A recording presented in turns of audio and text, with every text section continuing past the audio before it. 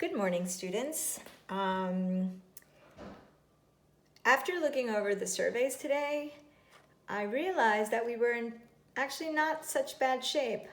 Everybody seems to have something to draw with and to draw on. The problem that I found was that a lot of you do not have color. So this is easy to remedy, especially because we've all done the color wheel. And if you don't, remember, I'm going to refresh your memory today by helping you find color from the stuff that we have around our house or apartment. Okay, so if you remember, we had yellow, red, and blue were our primary colors, and then we had our secondary colors, green, orange, and purple, and the in-between tri-terry colors. But most importantly, we don't need paint or markers or colored pencils for this. What we're gonna do is we're gonna find all of these colors in the color wheel in our junk. And I collected a whole bunch of my junk mail right here, just to show you how much stuff we can get just from garbage. So to start off, if you look at some of these flyers, you have already yellow and really nice yellow. You have nice red, deep blacks, and don't forget we can use the lettering in black and white because that would be gray. But if you look, there's like so many nice bright colors that we can just pull out of all of this junk mail. So your job is to actually go through and start collecting this because we're going to be using this later on. And it'll take a couple of days just to get enough of this, either from junk mail, old magazines, books. If you're now with the coronavirus, a lot of probably stocked up on food, you can actually just go ahead and peel the labels off of some of this. Make sure you just label what it is, like these black beans, actually they're pinto beans, red beans. Make sure you write what it is so that you're not eating red beans for a few days. Also, Snapple has a really nice orangey that we can use later on. Okay, so let's start off by just cutting, this nice blue, and we'll do our primaries. And all I do is, either use my scissors, which most of you said had, like so.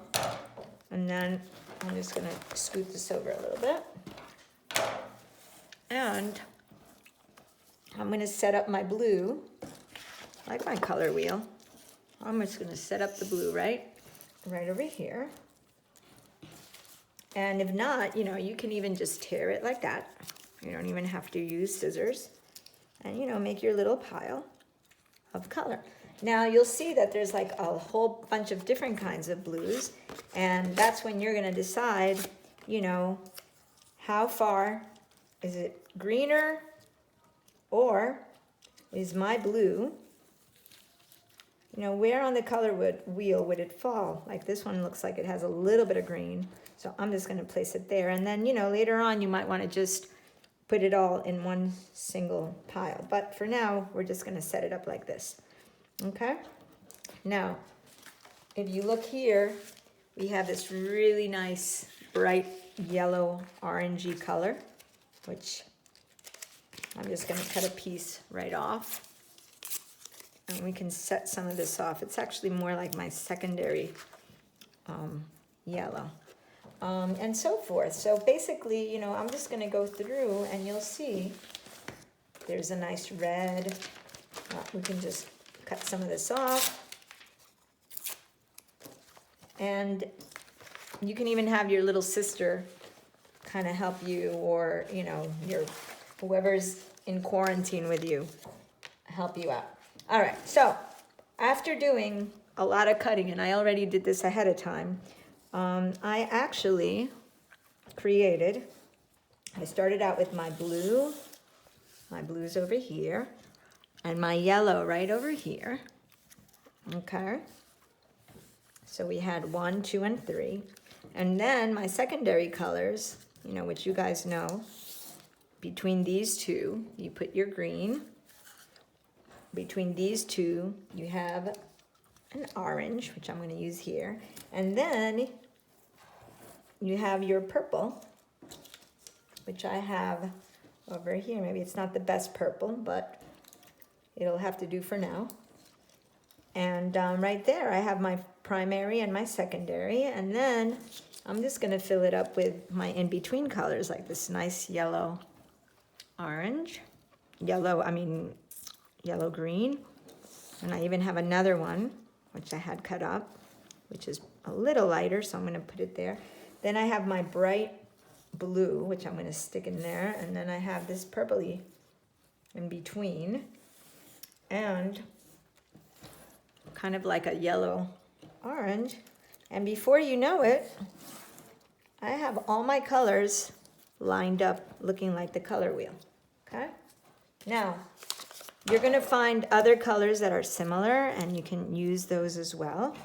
And you could place them in between. Now, don't forget to put a little bit of black and white, because we are going to use like some grays, and I like to put my grays right here in the middle.